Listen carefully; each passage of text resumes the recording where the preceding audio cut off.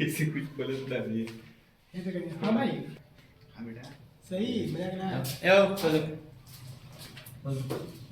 तो चलो वाले रैखिक समीकरणों के निकाय कब संगत होता है और कब असंगत। निकाय दो ही तरह के होते हैं, या तो संगत होगा या फिर असंगत होगा। या इसका मतलब कि जो रैखिक समीकरण देता है उसको दी ग्राफ में रेखा खींचते हैं, तो रेखाएं किस तरह की होती है, रेखाएं किस तरह का? और जैसे कि आप लोग पढ़े हुए कभी कभी एक समीकरण ऐसा भी आएगा आपके सामने, क्या रैखिक समीकरण ऐसा भी आएगा जो उसमें x और y का मान निकालना असंभव होता है। असल में निकालते थक जाएगा लेकिन निकलेगा नहीं यार। और कभी कभी निकल जाता है और कभी कभी उसके अनंत मान आते हैं, इनफाइनाइट। कभी एक आता है हल करने में, कभी दो आता है, कभी पांच आता है, कभी मतलब कोई सीमित लिमिट नहीं, कोई सीमा नहीं होती कब क्या आता है। मतलब जितनी बार हल करेंगे उतना उसका आंसर रहेगा, जितनी बार हल करेंगे उतना उसका। तो आज ऐसे ही कुछ पढ़ने जा रहे हैं कि दो चर वाले जो रैखिक समीकरण होता है उसका निकाय कब संगत होता है कब असंगत, रेखाएं कैसा होता है। और यहाँ से बोर्ड एग्जामिनेशन में बता रहे हैं आपको 2024 में हर हाल में एक क्वेश्चन तो 100% आना है। बहुविकलन में एक नंबर में एक क्वेश्चन 100% आएगा, 100% फिक्स। दूसरी चीज है बाबू कि इस माध्यम हर एक क्वेश्चन में यूज किया जाता है, क्योंकि निकाय जब संगत होता है तभी हल करने के लिए बोलता है। बोलेगा निम्नलिखित रैखिक समीकरणों को चेक कीजिए क्या इसके निकाय संगत है या फिर असंगत। यदि संगत है तो उन्हें प्रतिस्थापन विधि से हल कीजिए या फिर विलोपन। तो कल हम लोग पढ़े थे कि प्रतिस्थापन विधि क्या होता है, विलोपन विधि। ठीक है, आजकल पता करना निकाय कैसे होता है। तो सबसे पहले यहाँ क्या करेंगे, मान लेंगे। माना जैसे हम क्वेश्चन होता है, दो समीकरण होता है नहीं होता है, तो यहाँ पर कुछ मान लेंगे। माना a1x plus b1y plus c1 बराबर 0 एक समीकरण है, और एक a2x plus b2y plus c2 बराबर 0 ये दो समीकरण है। अब यहाँ पर क्या है, यहाँ लिख लेंगे कि जहां क्या लिखते हैं, जहां ए आपको दिखा रहा है a1 b1 c1 a2 b2 c2 a1 b1 c1 a2 b2 c2 ये सब वास्तविक संख्या है। ये सब वास्तविक संख्या। क्या a1 a2 b1 b2 c1 और c2 वास्तविक संख्या है। कैसी संख्या बाबू, वास्तविक संख्या है, वास्तविक संख्या संख्या है। परंतु अब वास्तविक संख्या का मतलब क्या होता है, जीरो भी होता है, माइनस में भी होता है, बटा में भी होता है, कर्ण में भी, सब होता है।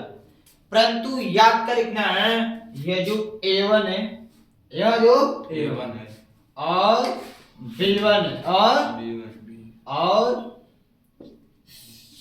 a2 क्या a2 और जो b2 है और जो b2 is not equal to 0। इन चारों में से किसी का भी मान 0 नहीं हो सकता। इन चारों में से चाहे किसी का भी मान 0 नहीं हो सकता। नहीं हो सकता है। ऐसा क्यों, क्योंकि चारों में से किसी का मान 0 कर देते हैं, चारों में से किसी का मान ऐसा हो सकता है। दूसरा समीकरण दिया है, यदि उसमें x का मान इक्वल दिया हो, हल करने के लिए बता रहा, जहां पर मान आ गया है यहाँ पे हल करने के लिए बोल रहा हूं। ठीक है, हल करने के क्वेश्चन देगा तो ऐसा फिक्स देगा। मान लेते एक ही पद में दिया, एक पद दिया ही नहीं है, एक पद, तो यहाँ पर तो हम y का मान सीधे से निकाल सकते हैं, इसमें रख सकते हैं, कोई दिक्कत तो है नहीं वहां पे। वापस कुछ सॉल्व करने की जरूरत नहीं, वहां तो कुछ निकाल कर रख देना है। बट यदि ऐसे तो यहाँ पर क्या करना है, a1 a2 b1 b2 इसका मान 0 नहीं होगा। अरे 0 करें क्या, तो a पूरा 0 हो जाएगा, 0 अरे 84 वाला पद 0 तो 84 गायब, तो चलो रखी समीकरण होगा कहां से, होगा नहीं होगा, गलत हो जाएगा ना। अब इसमें क्या सीखना है, इसमें क्या करते हैं, ए जो मैंने लिखा ना, ये जो मैंने लिखा ना, जो समीकरण देगा ना, यानी समीकरण 1 में समीकरण 1 से तुलना कर देंगे, समीकरण 2 में समीकरण तुलना करके a1 a2 b1 b2 c1 c2 का मान निकालेंगे। ठीक है, क्या करेंगे, मान निकाल। अब मान निकाल के क्या करते हैं, हम हमेशा तीन चीज निकालते हैं। क्या चीज, तीन चीज क्या निकालते हैं, पहला a1 बटे में b1 बटे में b2 और c1 बटे में c2। इसी को 3 बार लिख लो a1 बटे में, और जब निकालेंगे ना तो आपके सामने 3 कंडीशन आएगी। कितनी कंडीशन? 3 से 4 कंडीशन आता है। 3 से नहीं 3 कंडीशन। अब वो कंडीशन क्या है, वो कंडीशन क्या है आपके सामने यहाँ पे लिख रहा हूँ, ठीक है। वो कंडीशन क्या है वो आपके सामने लिख रहा हूँ, ठीक है। वो कंडीशन क्या है वो आपके सामने लिख रहा हूँ।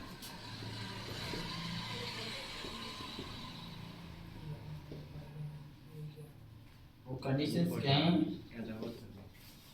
वो कंडीशंस क्या हैं, वो कंडीशंस क्या हैं आपके सामने लिखा है, ठीक है।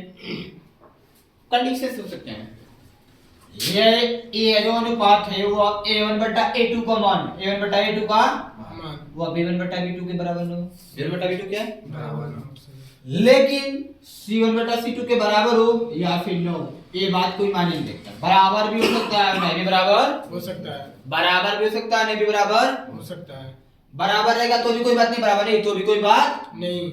इस कंडीशन पे रेखाएं, पहले रेखाएं बताते हैं कैसे हो।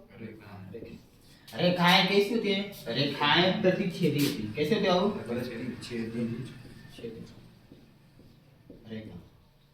प्रतिच्छेदी का मतलब वह एक दूसरे को कहीं न कहीं काटती है, कहीं न कहीं ऐसी काटेंगे जैसे, ठीक है, समझे, कहीं न कहीं काटेंगे यानी कहीं।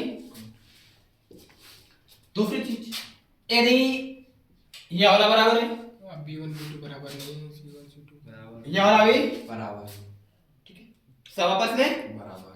a1 बटा a2 का मान b1 बटा b2 बराबर है, b1 बटा b2 का मान c1 बटा c2 क्या है? बराबर है। इस कंडीशन पे रेखाएं समपाती रेखा, समपाती का मतलब एक कोई रेखा है x y, ठीक है। इस पर एक रेखा और आ जाए a b, क्या जाए? अब मुझे बताओ, जैसे यहाँ पर एक रेखा थी x y और ये रेखा है a, x y और a b कितने स्थान पे कटा है? एक स्थान पे, इसको प्रतिच्छेदी बोलते हैं। क्या बोलते हैं? और समपाती का मतलब होता है कोई रेखा है उसके ऊपर एक और एकदम ऊपर ही खींचेंगे, कहां से?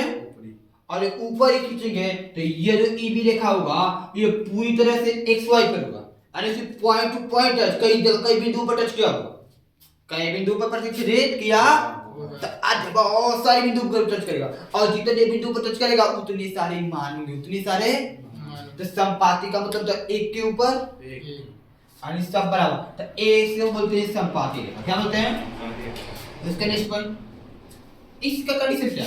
यदि मान लेते हैं ये बराबर है, ये बराबर नहीं, a1 बटा a2 का मान b1 बटा b2 क्या है? बराबर, परंतु c1 बटा c2 के बराबर नहीं है। इस कंडीशन पे रेखाएं जो होती है बाबू समांतर होती है। क्या होती है? समांतर रेखा।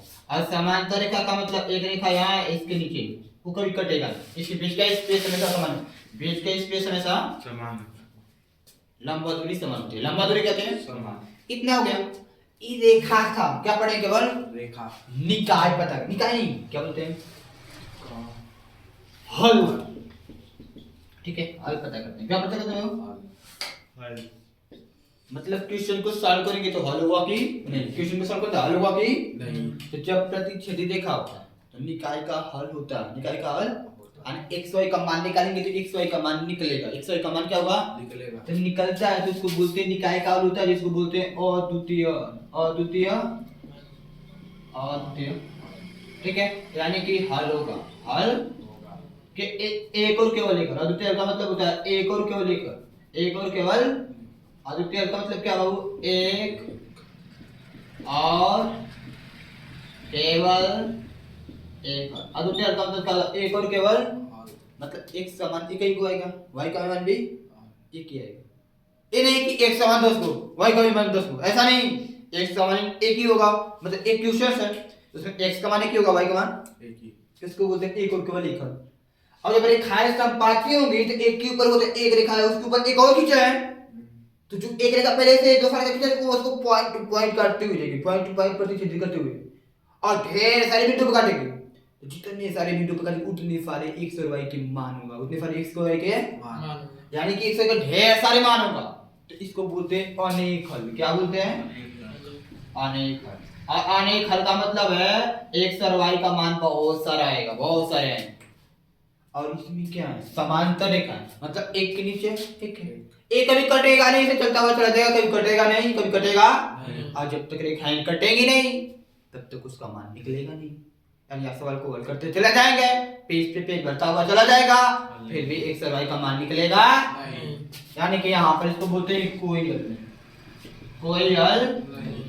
इतना हो गया।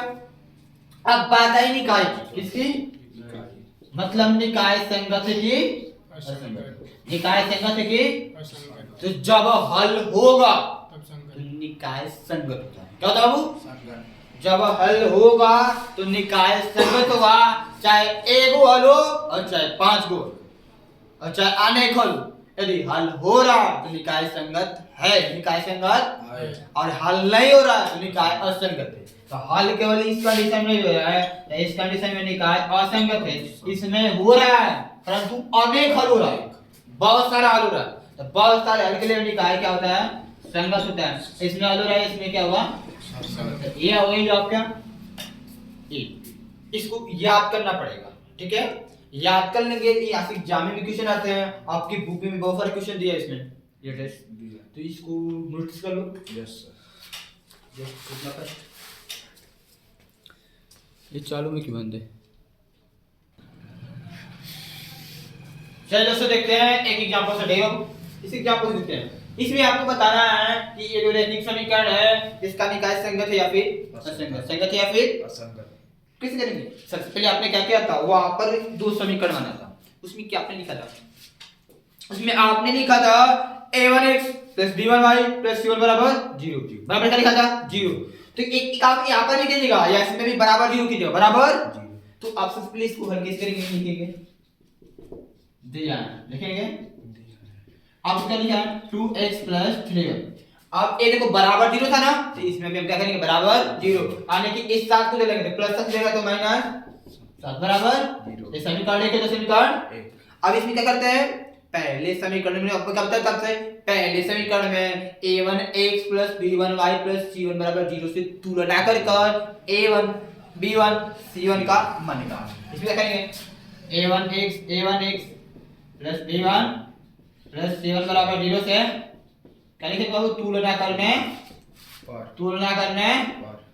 तो जैसे तुलना करेंगे देखो x से कैंसिल, a बराबर a1 बराबर 2, a1 बराबर 2। अब इसका साइन प्लस ये क्या है प्लस, लिखने की आवश्यकता नहीं, लेकिन माइनस है तो माइनस लिखना पड़ेगा, माइनस लिखना पड़ेगा। b1 बराबर कितना, b1 बराबर 3 और c1 बराबर माइनस, कोई प्रॉब्लम नहीं। निकल गया।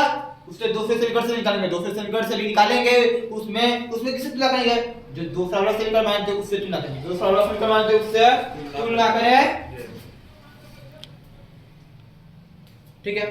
तो दूसरा समीकरण क्या है, और दूसरा समीकरण क्या है 4x - 2y बराबर, तो इस 6 को डालेंगे बराबर 0 पे ना, तो -6 क्या आ जाएगा, -6, क्योंकि प्लस 6 इधर आएगा तो -6 होगा नहीं, तो ये हो गया समीकरण 2। इसमें कितना होगा a2x + b2y + c2 बराबर 0 से तुलना करने पर आई करते बाबू, x का फिर a2 का मान 4, a2 का मान 4, कोई दिक्कत नहीं। b2 का मान y, अरे 2y, 2 की निशान सही, निशान नहीं लिखेंगे तो -2 है, क्या है -2, प्लस रहेगा तो प्लस में लिखते, लेकिन माइनस है तो माइनस लिखना पड़ेगा। c2 का मान 6 के -6 ये हो गया मान।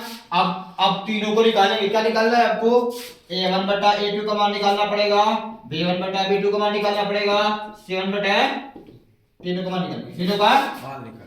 तो a1 का मान देखो क्या है 2 है, क्या है 2, a2 का मान 4, 4, 2 बटे 4 का तो a क्या होगा 1 बटे 2, a1 बटा a2 का मान 1 बटे 2, b1 बटा b2, b1 का मान 3, b1 का मान 3, b2 का मान -2, 2, तो ये तो कटेगा नहीं, इसका मान ये है c1 बटा c2 का मान, c1 का मान 7 -7 है, c2 का मान माइनस, ये माइनस में से कट जाएगा 7 बटे ये भी कटेगा।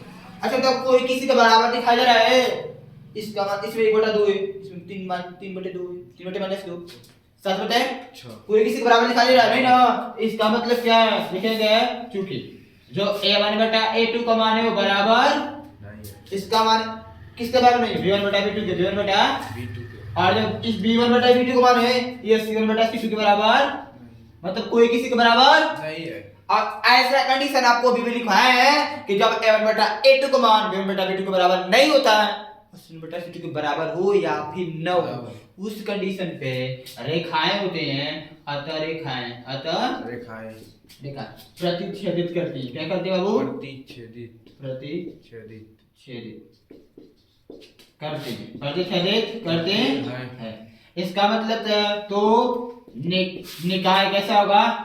प्रतिच्छेदित करते हैं तो वो कैसा समीकरण का अद्वितीय होता है। समीकरण का अद्वितीय होगा।